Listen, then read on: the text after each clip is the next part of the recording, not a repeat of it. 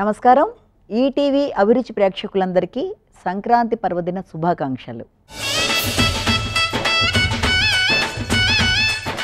ఈ రోజున సంక్రాంతి, దీని గురించిన విశేషాలు అన్నీ కూడా మనం వివరంగా తెలుసుకునే ముందుగా మకర సంక్రాంతి పుణ్యకాలం, సంక్రాంతి పురుషుడు, అలాగే దాంతోపాటుగా సంక్రాంతి నాడు చేసే దాన ధర్మాలు ఏమన్నా ఉంటాయా, దాంతోపాటుగా సంక్రాంతి నాటి యొక్క తీర్థాల విశేషత ఏదన్నా ఉందా, మొదలైన విశేషాలతో పాటుగా ఇంకా ఈ రోజున తెల సంక్రాంతి అని కూడా కొన్ని ప్రదేశాల్లో అంటారు, వాటి విశేషాలు కూడా వీలైనంత వరకు ఈ ఎపిసోడ్లో తెలుసుకుందాం. ముందుగా సంక్రాంతి, మకర సంక్రాంతి అంటే ప్రతి నెల సూర్యుడు ఒక రాశిలోంచి ఒక రాశిలోకి వెళుతూనే ఉంటాడు. అంటే అలా వెళ్ళిన సందర్భంగా ఆ నెలకి ఆ పేరు వస్తూ ఉంటుంది. అంటే సూర్యుడు చైత్రమాసంలో అంటే ప్రవేశించిన దాన్ని చైత్ర సంక్రాంతి అంటారు. చైత్రమాసంలో సూర్యుడు రాశి మార్పుని చైత్ర సంక్రాంతి అని, అలాగే విశేషంగా వరుసగా అన్నీ అలాగే ఉంటాయి ఆయనకి. అంటే చైత్రం కానీ, వైశాఖం కానీ, జ్యేష్టం కానీ, ఆషాఢం కానీ 12 నెలల్లోనూ అయినా రాశి మార్పు అనేది జరుగుతుంది. ఆ రాశి మార్పు ఆధారంగా నెల నెల ఏ రాశిలోకి ఆయన ప్రవేశించాడో దాన్ని ఆ మాసంగా మనం పరిగణలోకి తీసుకుంటాం. తమిళులు ఎక్కువగా దాన్ని సౌరమానం లెక్కలో తీసుకుంటూ ముందుకు పెడతారు. మనకి తెలుగువారు చాంద్రమానాన్ని పాటించినట్లయితే వచ్చే పండుగలన్నీ కూడా చాంద్రమానాన్ని అనుసరించి వస్తూ ఉంటాయని చెప్పి అనుకుంటాం. అంటే పౌర్ణమి ఆధారంగా చంద్రుడు ఏ నక్షత్రంలో ఉంటాడో ఆ తిథికి, ఆ నక్షత్రానికి అనుసంధానించుకొని మనం ఆ పౌర్ణమిగా చెప్తూ, అది చాంద్రమానం ఫాలో అయ్యేవాళ్ళు అదైతే, సూర్యమానం ప్రకారం మేష సంక్రమణంలో ప్రకారం వచ్చిందాన్ని మనం మేషమాసం, అలాగే వృషభ మాసం, అలా వరుసగా వాళ్ళు ప్రతిదీ కూడా ఆ మాసాల పేర్లతో వాళ్ళు ముందుకెడతారు. ఇక్కడ మనం దక్షిణాయనం, ఉత్తరాయణం అని 2 విషయాలు తెలుసుకుంటాం. ఈ దక్షిణాయనం అంతా కూడా ఇది ఉపాసన, పూజలు, దానాలు, ధర్మాలు మొదలైన కార్యక్రమాలు అయితే, ఉత్తరాయణం అనేది చాలా పుణ్యకాలంగా చెప్తారు. ఉత్తరాయణం అనేది ఎంత విశేషమైన సమయం అంటే, ఆ సమయంలో చేసే దాన ధర్మాలకైనా, లేకపోతే ఆ ఉత్తరాయణ సమయంలో చేసే శుభకార్యాలన్నిటికీ కూడా విశేష ఫలం అనమాట. అంటే దక్షిణాయనంలో ఎంత శ్రమపడి ఏం చేసిన దాన్నైనా ఉత్తరాయణం వచ్చేటప్పటికి అది విశేషంగా దానికి అంటే అలవోకగా పుణ్యం అనేది ఏర్పడుతుంది అన్నట్టుగా కూడా అనుకోవచ్చు.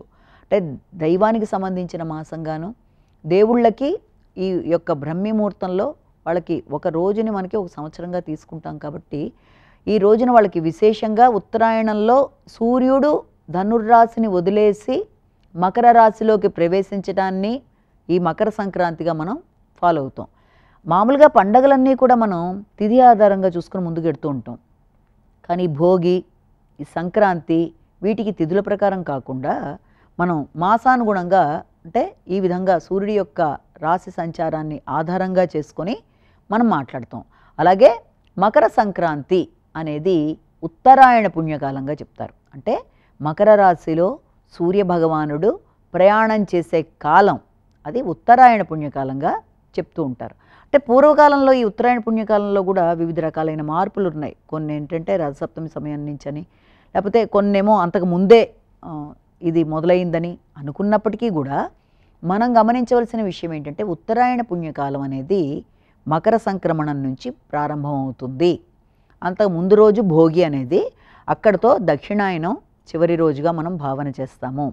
అలాగే ఈ ఉత్తరాయణ పుణ్యకాలంలో కూడా మనం పంచాంగాల్లో చూసినప్పుడు దాంట్లో సూర్యుడు మకర సంక్రాంతి పురుషుల్లాగా ఈ రోజున తన యొక్క గమనాన్ని మార్చుకొని ఏ రకమైన వాహనం మీద వచ్చాడో ఆ వాహనానికి సంబంధించిన విషయాల్లో కొంత ఇబ్బందులు ఉంటాయని, ఆయన ఏ రోజు ఏ నక్షత్రం ఎలా ప్రవేశించాడన్న దాని గురించి వివరాలు, ఆ విషయాల్లో తీసుకోవాల్సిన జాగ్రత్తలు లాంటివి చిన్న చిన్నవి చెప్తూ ఉంటాం. అంటే ఈ సంవత్సరం సూర్యనారాయణ స్వామి మకర సంక్రాంతి పురుషుల్లాగా మందాకిని నామధేయంతో ఆయన అనురాధ నక్షత్రంలో ప్రవేశించడం అనేది ఒకటి మనం ఈ రోజున గమనిస్తాం వృషభ లగ్నంలో. కాబట్టి ఇది పులివాహనం మీద ఆయన రావడం వల్ల ఈ సంవత్సరం మకర సంక్రాంతి పురుషుడి వల్ల అరణ్య మృగాలకి కొంత ఇబ్బంది అని ఒకటి గమనిస్తాం. అలాగే ఆ యొక్క నక్షత్ర రీత్యా అనుకూలతలు, ప్రతికూలతలు మొదలైనవి అనుకున్నప్పటికీ కూడా ఉత్తరాయణ దక్షిణాయనాలకి ప్రారంభంగా మనం ఈ దక్షిణాయనంలోనేమో మనం ఈ కర్కాటక రాశిలోకి సూర్యుడు ప్రవేశించిన సమయాన్ని మనం కర్కాటక సంక్రాంతిగా, మకర రాశిలోకి సూర్యుడు ప్రవేశించింది ఉత్తరాయణంగా. అంటే ఆ మకర రాశిని అదే ఆ యొక్క కర్కాటక రాశి నుంచి దాదాపు 6 నెలల కాలం అంతా కూడా మనం దక్షిణాయన కాలంగానే ఆ సమయంలో చేసుకునే కార్యక్రమాలు ఇవన్నీ చేసుకుంటూ వస్తాము. అప్పుడే మనం విధి విధానాలుగా దైవ కార్యక్రమాలు, కార్తీక మాసంలో పూజలు, తెల్లవారుజామున లేవడం, స్నానాలు చేయడం, మార్గశిర మాసంలో మళ్ళీ వచ్చేటప్పటికి ఆ సమయం అంతా కూడా ఉదయమే మనం ఈ యొక్క నెలపట్టు ముగ్గులు పెట్టుకోవడం, ఈ కార్యక్రమాలన్నీ దక్షిణాయనంలో ఎక్కువ జరుగుతూ ఉంటాయి. ఆ తర్వాత ఇక్కడ ఉత్తరాయణంలోకి వచ్చేటప్పటికి విశేషమైన శుభకార్యాలకి, మంచి కార్యక్రమాలకి, గృహప్రవేశాలు కానీ, వివాహాలు కానీ, ఇలాంటివన్నీ ఉపనయనాలు అవన్నీ కూడా ఈ ఉత్తరాయణ కాలంలో చెప్తూ ఉంటారు. చాలా విశేషంగా ఇంకా ఏం చెప్తారంటే, ఉత్తరాయణం అనేది అన్ని విషయాలకి ముఖ్యంగా శుభకార్యాలతో పాటుగా కావాలని ఆ సమయం కోసం ఎదురు చూస్తారట చాలామంది. మరణించడానికి కూడా, అంటే ఉత్తమ గతులు పొందడానికి ఉత్తరాయణంలో ఇది చాలా విశేషంగా కూడా చెప్తారు, ఉత్తరాయణం గనక వచ్చింది అంటే. అందుకే భీష్ముడి యొక్క విషయం చెప్పినప్పుడు కూడా ఆయన భీష్మ పంచకాలం అనే దాని విషయంలో కూడా మనం ఆయన భీష్ముడు ఉత్తరాయణ పుణ్యకాలం దాకా ఆగి ఉత్తరాయణం వచ్చిన తర్వాతనే ఆయన తన యొక్క జీవితాన్ని ఇది చేసుకున్నారు అన్నది కూడా చెప్తారు. అంటే అంత విశేషంగా ఈ యొక్క ఉత్తరాయణానికి పెద్దవాళ్ళు చెప్పిన విధానాలు ఎన్నో ఉన్నాయి. అయితే ఈ మకర సంక్రాంతి విషయంలోకి ఇప్పుడు మనం తీసుకున్నట్లయితే మొత్తంగా 3 రోజుల పెద్ద పండగగా దీన్ని చెప్పిన దాంట్లో సంక్రాంతి చాలా విశిష్టమైంది. ముఖ్యంగా ఈ రోజున ముందు రోజునే దాదాపుగా బంధువులు రావడం, కలివిడిగా ఉండడం, వాతావరణం అనుకూలంగా ఉండడం, ముందు రోజునంతా కూడా మనం ఎలాగైతే అభ్యంగన స్నానాదులు ఆచరిస్తామో సరదాలు అవన్నీ అయినప్పటికీ ఈ రోజు వచ్చిన విశేషంలో ప్రధానంగా పెద్దల కార్యక్రమాలు చేయడం, పితృతర్పణాలు లాంటివి, అలాగే దాన్ని పొత్తర్లు ఇవ్వడం అని చెప్పి కూడా అంటారు. దాంతోపాటుగా ఈ రోజున దాన ధర్మాల గురించి ఎక్కువ విశేషతగా చెప్తారు.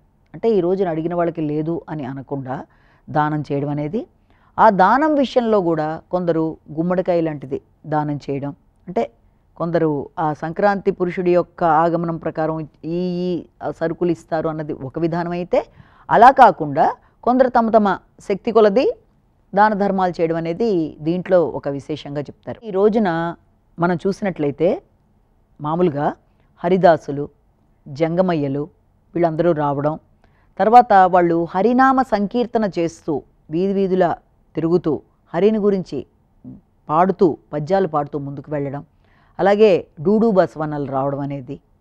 దీంతో పాటుగా సంక్రాంతి యొక్క విశేషంలో ఎక్కువ భాగం ఈ రోజున కూడా మంచిగా పెద్ద విశేషమైన ముగ్గు అనేది ఏర్పరిచి దాంట్లో 3 పెద్ద గొబ్బెమ్మలు లాంటివి పెట్టి అందులో విశేషంగా మనం ఈ యొక్క దైవాన్ని దర్శించటం అనేది, ఇవన్నీ ఈ రోజున కూడా విశేషంగా చెప్తారు. అలాగే పెద్దల కార్యక్రమాలు, పెద్దలకి ఎందుకు ఇలా చెయ్యాలి, పెద్దవాళ్ళకి చేసే కార్యక్రమాల వల్ల పితృదేవతలకి సంతోషం కలిగేట్టుగా ఈ రోజున కార్యక్రమాలు అధికంగా చేసుకుంటారు. కాబట్టి ఇది భోగిలాగా భోగంతో కాకుండా ఇది కృతజ్ఞతతో చేసే పండగగా కూడా ఒకటి ప్రధానంగా చెప్తారు. అయితే ఈ రోజున చేయవలసిన మరొక విశిష్టమైన విషయం ఏంటి అంటే పెరుగుని దానం చేయాలి. దానాల్లోకెల్లా పెరుగుని ఎందుకంత విశేషంగా ఈరోజు చెప్తారు అన్నదానికి కూడా ఒక పురాణ ఆధారంగా ఒక కథను ఏం చెప్తారు అంటే, కృపి అనే ఒక మహాసాధ్వి, ద్రోణాచార్యుడు, కృపి వీళ్ళు ఉన్నప్పుడు ఆ సమయంలో వాళ్ళు చాలా అంటే ఆర్థికమైన విషయాలలో కానీ లేకపోతే సంతానపరమైన విషయాలలో వాళ్ళకి పెద్దగా అభివృద్ధికరంగా లేకపోవడం, వాళ్ళు కొంత ఇబ్బందులు ఎదుర్కొంటున్నప్పుడు దుర్వాసుడు వాళ్ళ ఆశ్రమానికి వచ్చినప్పుడు ఆ మహాసాధ్వి ఆవిడ కృపి అన్న ఆవిడ, ద్రోణాచార్యుడు ఆ సమయంలో లేనప్పుడు వాళ్ళ యొక్క పరిస్థితిని ఆవిడ చెప్పి బాధపడి, మా దగ్గర వృద్ధ గోవు తప్ప ఏమీ లేదు, మేము చాలా పేదరికంలో ఇబ్బందికరంగా ఉన్నాము అన్న భావన అర్థమయ్యే విధంగా ఆయనకి చెప్పడం వల్ల ఆయన ఏం చేస్తాడంటే ఆవిడకి సంతానపరమైన విషయాల్లో కానీ ఆర్థిక సంబంధమైన విషయాలలో కానీ అభివృద్ధి కలగడానికి పెరుగుని దానం చేయాలి అని విశేషం చెప్తూ, దాంతోపాటుగా ఆయన ఇంకా ఏమంటాడంటే అది సంక్రాంతి నాడు గనక దానం చేస్తే విశేష ఫలితాలు వస్తాయి అన్న విధానాన్ని కూడా చెప్తారు. చెప్పినప్పుడు ఆవిడ అడుగుతుందనమాట, ఆ రోజే సంక్రాంతి కూడా అవ్వడం వల్ల సరే అని చెప్పి ఆవిడ తెల్లలతో తన యొక్క స్నానం చేసి నదీ స్నానం వచ్చి ఆ పెరుగుని ఆయనకే దానం ఇవ్వడం అనేది జరుగుతుంది. అయితే ఇంతకుముందు ఇదే విధంగా పెరుగుని దానం చేయడం వల్ల యశోదాదేవికి కృష్ణుడి యొక్క ఇది కలిగింది. కాబట్టి ఆయన నందమహారాజుని ఆ యొక్క రాజుగా కూడా చేయడం అనేది, తర్వాత వాళ్ళకి ఆర్థికమైన విషయాల్లో ఎంతో అనుకూలంగా ఉండడం, అలాగే పెరుగుదానం వల్ల జరగడం వల్ల ఇక్కడ కృపికి కూడా ఆయన చెప్పిన విషయం వల్ల ఆ రోజున పెరుగుని ఆయనకే దానం చేయడం వల్ల అశ్వత్థామ జన్మించడం అనేది, అలాగే 3 రకాలైన రుణాలు తీర్చే శిశువుని కనడం జరుగుతుంట. 3 రకాల రుణాలు అంటే సాధారణంగా మనకి 10 రకాలైన రుణాలు ఉన్నప్పటికీ ఇక్కడ ఈ 3 రకాల రుణాలు అంటే ఏంటంటే పితృ రుణం, అలాగే దాంతోపాటుగా ఋషి రుణం అనేది కూడా చాలా చాలా ఇంపార్టెంట్గా చెప్తారంటే ఇది అంటే ఆ ఋషులకి మనం ఎంతో ఇది చేసి ఉన్నాం కాబట్టి, అంటే వాళ్ళకి మనం ధన్యులు అవ్వడానికి మనం చేయవలసిన పని ఏంటంటే ఋషికి సంబంధించిన రుణాలు అనేవి ఏమన్నా ఉంటే కూడా వాటిని మనకి ఎందుకంటే ఎన్నో కనిపెట్టి మనకి ఎన్నో విషయాలు, ఎంతో జ్ఞానం, పూర్వకాలం నుంచి ఉండే అనేకమైన సంపదల గురించి మనకి వివరించింది, మనకెంతో జ్ఞానాన్ని అందించి మన కోసం ఋషులు ఎన్నో చేసి ఉన్నారు. కాబట్టి ఋషికి సంబంధించిన రుణం అనేది కూడా చాలా చాలా ఇంపార్టెంట్ కాబట్టి ఆయనకి సంబంధించింది. అలాగే పితృ రుణం అంటే ఏంటంటే తండ్రికి సంబంధించిన రుణం అనేది, అంటే తండ్రికి సంబంధించిన రుణం అనేది చాలా అన్నిటికంటే ముఖ్యమైనది కాబట్టి అలాంటి రుణాలు తీర్చేవాడుగాను ఇలాగా రకరకాలుగా 10 రకాల రుణాల్లో వీళ్ళకి ఈ రుణాలు తీర్చే వ్యక్తిగా జన్మనిచ్చే ఒక మంచి సంతానాన్ని అనుగ్రహం కలుగుతుంది. అయితే ఇదే కాకుండా అసలు మామూలు రోజుల్లో కూడా చాలామంది సంతానం యొక్క విషయంలో, అంటే సంతానం అభివృద్ధిపరమైన విషయాల్లో కానీ సంతానం యొక్క ఆలోచనలకు సంబంధించిన విషయాల్లో కానీ పెరుగుని దానం ఇవ్వమంటారు. మామూలు రోజుల్లో కూడా చూస్తే ఎందుకు పెరుగుని దానం ఇవ్వమని అంటారు అంటే ఇక్కడ సంతానం ఉండడం వేరు, సంతానంతో ఆనందాన్ని అనుభవించడం వేరని 2 రకాలు ఉంటాయి. అంటే సంతానం ఉంటారు కానీ సంతానాన్ని చక్కగా ఆనందం వాళ్ళతో అనుభవించే విధానానికి కూడా పెరుగుదానం విశేషంగా ఉపయోగపడుతుంది. ఎందుకంటే ఒకప్పుడు ఇక్కడ మనం చూసుకుంటే ఈ యొక్క యశోదాదేవి దగ్గర కృష్ణుడు ఉన్నప్పుడు కూడా ఆవిడ పెరుగుదానం చేయడం బట్టి ఆవిడ చాలా ఆనందకరంగా కృష్ణుడి యొక్క ఆటపాటలు అవన్నీ కూడా ఆవిడ అనుభవించగలిగింది. కాబట్టి నందుడు ఆ దానం ఇవ్వడం అవ్వలేదు కాబట్టి ఆయన ఎంతసేపు టెన్షన్తోనే ఉన్నారు, అంటే ఒత్తిడితోనే, అమ్మో ఏ మూల నుంచి ఏ రాక్షసుడు వస్తాడో, కృష్ణుడిని ఎవరు ఎత్తుకుపోతారో, కృష్ణుడిని ఎవరు తీసుకెళ్ళిపోతారో, ఎవరి వల్ల ఎలాంటి సమస్యలు ఉంటాయో, ఈ చిన్న కృష్ణని తీసుకెళ్ళిపోతే మా పరిస్థితి ఏంటి, అసలే అన్ని రకాలుగా మా సహాయ సహకారాలు అందిస్తూ ముద్దుగా మాతో పాటు పెరుగుతూ అసలు మమ్మల్ని ఎంతో ఆనందదాయకంగా ఉంటూ ఉండే ఈ కృష్ణుడు కనుక ఇలా అయితే అలాగని ఆయన ఒక్క నిమిషం కూడా రెస్ట్ తీసుకోకుండా ఆనందంగా గడపకుండా సంతానంతో భయంతోనే ఆయన ఆ వేలాయుధాన్ని ధరించి ఆ కాపలా కాస్తో ఆయన ఉండిపోయాడు. కానీ ఆవిడే అలా కాదు, చాలా ఆనందాన్ని అనుభవించడం అనేది జరిగింది. కృష్ణుడి యొక్క ఆటపాటలు, ముద్దుమురిపాలు, కృష్ణుడితో ఆనందాలన్నీ కూడా యశోదాదేవి అనుభవించినంతగా ఎవరు అనుభవించలేదు. కాబట్టి ఈ సమయంలో పెరుగుని గనక దానం మామూలు మనుషులు కూడా చేయడం బట్టి సంతానం ఉండడం, సంతానం అభివృద్ధికరంగా ఉండడం, సంతాన యోగ్యత అంటే వాళ్ళ అభివృద్ధితో పాటు మనం కూడా ఆనందాన్ని అనుభవించడం అనేది విశేషం అనేది ఒకటి ఉంటుంది. అందుకని ఈ యొక్క ముఖ్యమైన రోజున సంక్రాంతి నాడు దానాలు పితృదేవుడికి సంబంధించినవి, అలాగే దాంతోపాటుగా ఈ రోజున విశేషంగా స్నాన సంధ్యలు ఇవన్నీ చేసుకొని మరికొంతమంది ఏం చేస్తారంటే పూజా విధానాలు. ఏమిటా పూజా విధానాలు అంటే వెళ్ళి శివుడికి సంబంధించిన అభిషేకాలు లాంటివి సాయం సమయంలో చేయడం, అలాగే పెద్దల యొక్క ఆశీస్సులు తీసుకోవడం అనేది, అంటే దేనికైనా ఆశీస్సులు అనేది కూడా చాలా ప్రధానం అని చెప్పి మనం అనుకుంటున్నాం. కాబట్టి ఆశీస్సు ఉంటే వ్యక్తికి అదొక విల్ పవర్ లాగా ఏ పనైనా సాధించుకోగలిగిన నేర్పు ఓర్పు అనేది ఏర్పడుతుంది. కాబట్టి దానం చేయడం అంటే ఏదో అన్నారు కదా, ఏదో మన దగ్గర ఉంది ఇచ్చేయడం కాదు, దానం చేసే విధానాలు కూడా డిఫరెంట్గా ఉంటాయి. అంటే ఎవరికన్నా ఒక విషయాన్ని మనం దానం చేసేటప్పుడు మనం 5 రకాలుగా భావన చేయాలట. అంటే మనస్ఫూర్తిగా ఆ వ్యక్తికి ఇస్తూ శ్రద్ధాయ దేహం అంటే శ్రద్ధతో ఇవ్వాలి, మనస్ఫూర్తిగా ఇవ్వాలి, ఐశ్వర్యంతో ఇవ్వాలి, జ్ఞానంతో ఇవ్వాలి.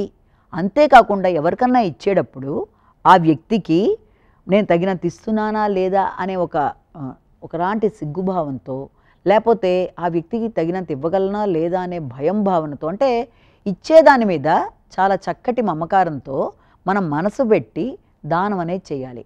దానం ధర్మం అనే 2 మాటలు కూడా తీసుకున్నట్లయితే ఇవేంటంటే భగవంతుడి యొక్క వైభవాన్ని చెప్పడం అనేది దానమైతే భాగవతం యొక్క వైభవాన్ని చాటించేది ధర్మం అంటారు. అంటే వ్యక్తి ఎందుకు దానం చేస్తాడు, ఎందుకు చెయ్యాలి అనుకున్నప్పుడు ఇక్కడ మనం ఒక విశేషాన్ని కనుక చూసినట్లయితే దాన ధర్మాల ప్రాముఖ్యతలో ఉజ్జీవనం అన్నమాట మనకి ఆండళ తల్లి పాసురాల్లో ఆ మధ్య చెప్పడం జరిగింది. ఏంటా ఉజ్జీవనం అంటే ఇతరుల కొరకు జీవితాన్ని గడపడం, ఎవరి ఉపాధి వాళ్ళు చూసుకోవడం, దాన్ని ఉపాధి అంటారు. ఎవరి కోసం వాళ్ళు బతికి ఉపాధి అంటారు. అలా కాకుండా మనం పక్కనున్న వాళ్ళకి మనం వినే ఉంటాం, మానవ సేవయే మాధవ సేవ.